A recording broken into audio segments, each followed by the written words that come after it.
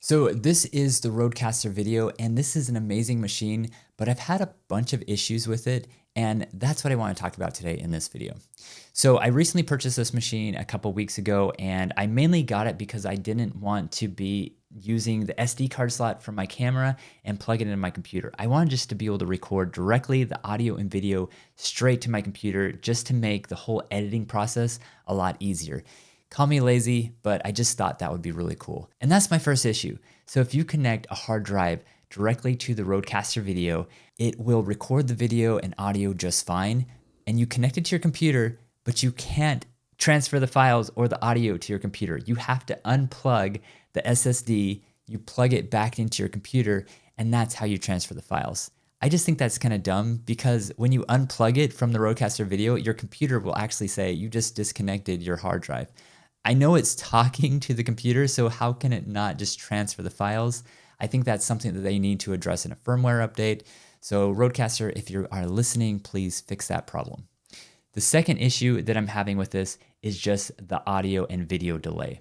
So Rodecaster actually made this really easy. If you have a microphone and there's a slight delay in it, they have a way of fixing the delay. You can make it 10 seconds delay, you can make it a 0-second delay. And so I just set mine at 0 seconds, but the problem is there's a video delay. The video is causing the delay, and there's no way to change the video delay. You can only change an audio delay. So I actually contacted Rode, and they said, oh, we're sorry, that's an issue. There's nothing we can do about it at this time. So hopefully that can get fixed soon, but that's just one issue that I'm having with it because what I have to do is I have to spend more time editing the video and audio and syncing it up in post. The third issue is the cost. So if you buy this machine, you already know it's really expensive, but I ended up buying a ton of other things. So because I'm using a top-down camera, right now I only have 2 video feeds, but I had to end up buying more mounting equipment for my desk. I had to end up buying a whole docking station, which those are not cheap. They're like $200. And then I had to end up buying more HDMI cables and also micro HDMI to HDMI cables to be able to connect to my cameras that only accept micro HDMI. So those are just a few expenses that just kind of really added up that I wasn't aware of when I first bought this thing.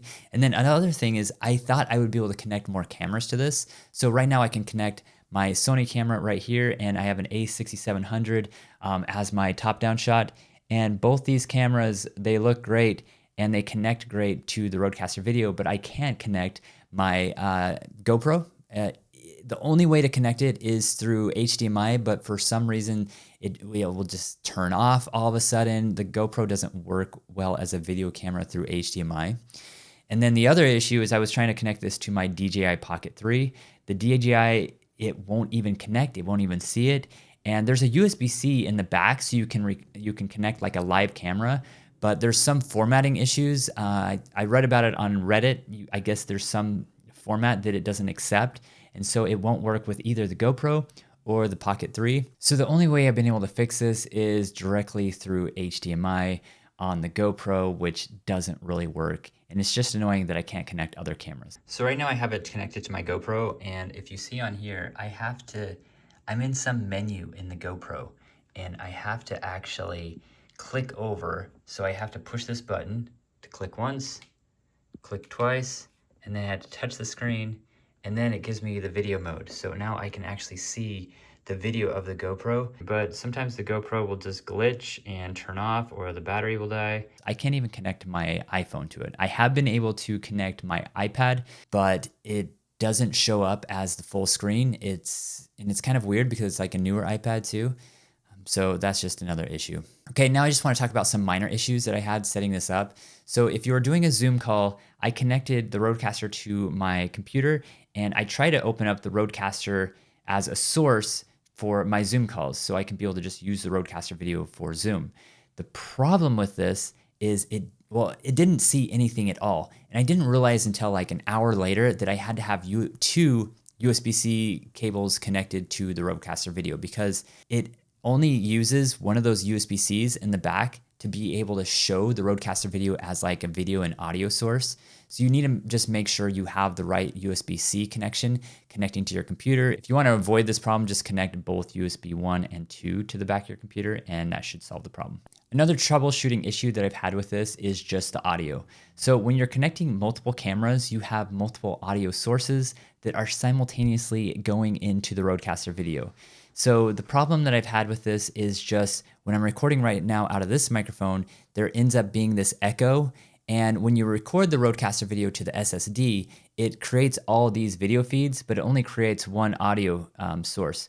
So what happens is you just have this echo through all your videos. This is actually like the 4th or 5th time that I've created this video because of that exact problem. The other issues that I've had is with the cameras. So I'm recording on 2 Sony cameras, and the problem with those cameras is they die really quick. So I'm actually talking really fast because they're overheating, because I'm using this for a much longer period of time than I would have normally because I've recorded so many times today.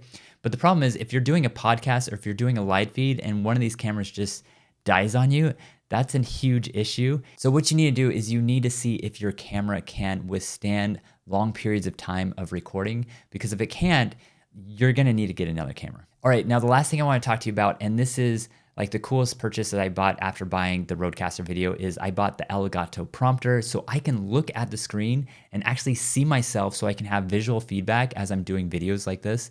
And this was a cool feature because I've never had this on any other type of camera setup. The fact that you can just view yourself as you're recording just makes so much sense. So if you want to fix this issue, you're going to send an HDMI out to a streaming stick. That ends up costing like 20 bucks. You plug that into your computer or to a docking station, whatever you prefer. And then that is going to go into your computer. You're going to open up software like OBS, and then you're going to open up the source as the Rodecaster video. And then you're going to right click on that source, you go to full screen, and you select the Elgato Prompter, and that should fix all your problems so you can actually view yourself on the screen. This is more of a problem with the Elgato Prompter. They should just have an HDMI in. So if you are interested in getting a monitor to be able to view yourself, the Elgato Prompter is probably the one to get. I'll put a link in the description below if you're interested in that, as well as other links to purchase anything that I've kind of discussed today. And so here is my whole setup right now. I'm not using a Rodecaster video to show you this, but I have a top-down shot connecting my Sony a6700 to the small rig. I have that connected on a mount that just goes on my desk, also by small rig, I believe. And then I got the Elgato Prompter on top, and I have a softbox on my right side and the computer on my left side. But I still have to edit my audio in post, which is going to be just a little bit annoying. So I hope this kind of helps you have a better idea and understanding of how the Rodecaster works. I think this is an amazing machine if you're doing podcasts or live streaming, but for everything else, there is going to be a workaround, and I think there is some really good potential for it. I just haven't completely unlocked all of that, and I'm still kind of figuring that out. So I hope you enjoyed this video. Please like, subscribe. I will see you in the next one. Have a great day. Thanks.